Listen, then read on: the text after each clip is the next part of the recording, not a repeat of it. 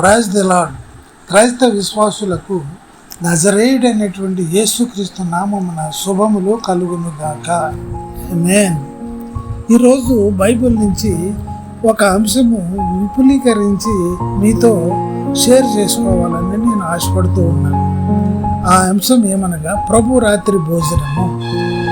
ఈ వచనములు మత్తయి సువార్త 26:26-29, మార్కు సువార్త 14:22-25, లూకా సువార్త 22:15-20 ఈ మధ్యన భాగాలు మీరు పరిశీలించినట్లయితే ఈ ప్రభు రాత్రి భోజనం గురించి విశదీకరించి వ్రాయబడి ఉన్నది.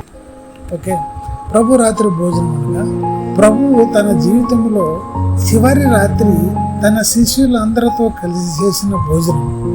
పస్కా పండుగ చివరి సమయంలో తన శిష్యులతో కలిసి ఆరగించిన విందు భోజనం. ఆ పండుగలో యూదులకున్న ఆచార ప్రకారము యజమానుడు దాసుని రూపం దాల్చి తువాలు నడుముకు కట్టుకుని ఆహ్వానితుల కాళ్ళు కడిగి తువాలుతో ఒత్తి విందు బల్ల యొద్దకు తోడుకుని పోయి భోజనం వడ్డిస్తారు. వారి ఆచార ప్రకారం ద్రాక్ష రసము పానము చేయనిస్తారు.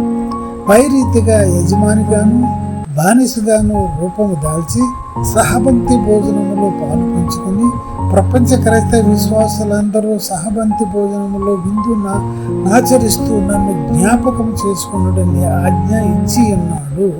మీరు ఈ క్రింది వాక్యములు పరిశీలించుడి.